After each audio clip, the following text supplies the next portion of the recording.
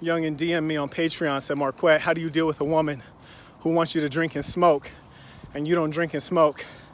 Well, in reality, that should be an open shut case. If you don't drink and smoke and she wants to drink and smoke, you're misaligned. If you don't drink and smoke and she's not gonna follow your lead while she's with you, that should be an open shut case. The reason that bothers you is because you don't have enough women in your portfolio. So you're overvaluing this one woman and you're allowing her to take you outside of who you actually are. Now think about that. You're gonna be someone else to be cool and kick it with this female who has values that are inferior to your own values. I had a professor try to hook me up with a young lady. I invited the young lady out to dinner. We sat down to eat. The waiter comes over and offers us some drinks. I say, no, thank you, I don't drink. She orders a cocktail. From that second forward, I knew it was gonna be a short night because she can't even follow the fact that I don't drink. Whereas conversely, I've known other women who do drink, but when they're in my presence, they don't drink. Why? Out of respect, out of following leadership, out of trying to grow and descend to the best. The young man further asked me, he said, Marquette, you know, you're out at a happy hour, you're out at a party. They say, why don't you drink? What do you say? Hell, let's start with the truth. I always tell you to be who you are. Huh? Tell them the truth. That's not who I am. I don't drink. They ask you why. Tell them the facts. Number one, I've seen it destroy a lot of people. More importantly, I can't have it destroy me. I'm an athlete, or whatever your explanation is. But here's the thing. If you have a woman who would offer you alcohol, which is a form of poison, how do you know? Drink a gallon of water, what happens to you? Might have to use the restroom. Drink a gallon of alcohol, what happens to you? You end up in the hospital, huh? Now this is something that I feel passionate about because a female is supposed to be a caregiver, a nurturer. A female is the one ordained to provide sustenance. How do we know? When a woman is pregnant, the child feeds from her very body. He takes food from her very body. She is meant to provide nourishment. Now, if you're following this woman that's handing you alcohol, offering you poisons, intoxicants, cigarettes, weed, drugs, that's the opposite of nourishment. That's like Eve offering Adam the apple. She's offering you something that will destroy you. You might say, Marquette, you trying to live that saint life, man. No drinking, no smoking. Who the hell you think you are? That's not reality. Oh yeah, it is reality, youngin'. When I was in university, I was the president of a fraternity, one that I founded. Today, it's the second largest fraternity at the University of California, Berkeley. I used to be the bartender. I was serving up other people drinks because I wasn't drinking, right? I needed something to do.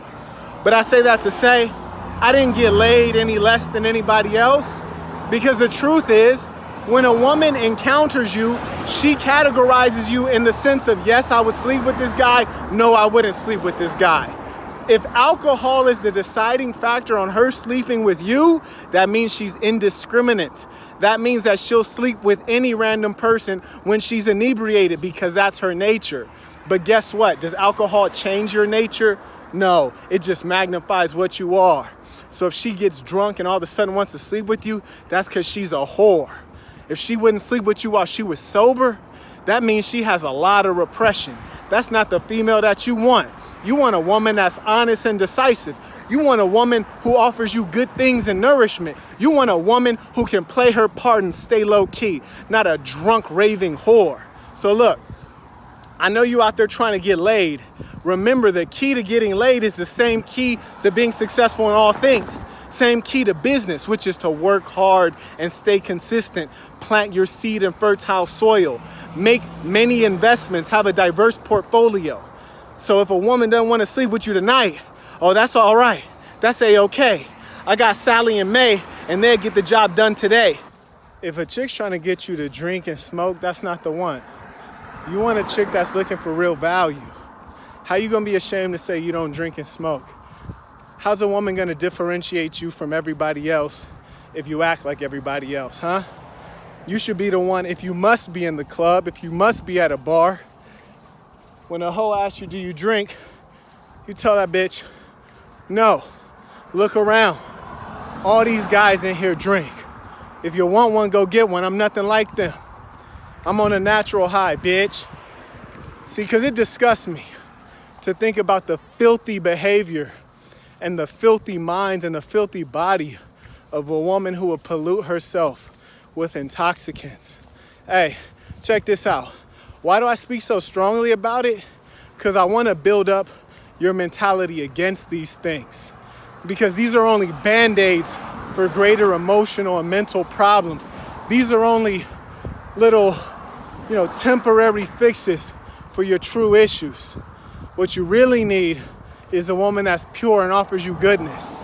So that's my long answer of how to deal with a chick who wants a guy who smokes and drinks. And check this out, most of them want you to pay for their smoke and their drink. They want you to pay for their vices. They really want you to be in the club paying for drinks like a sucker. But a real player, you have them pay for your drinks. That's respect. They want you to smoke them out and still might not even give you any punani like you wanted. So don't be a sucker.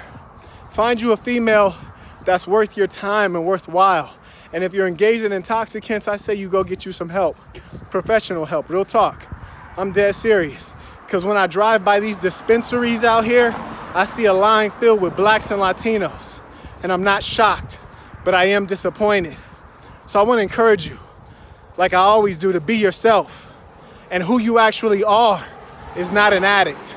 Who you actually are is someone who's great, someone who's phenomenal, remarkable. And you can never be that when your mind is in a haze from you consuming unnatural things that destroy you. So we're going to end this the way we always end this, with the creed of the assassin. Repeat after me and mean it, especially if you've been engaging in intoxicants. Let this purify you. I am going to be who I truly am because I am remarkable.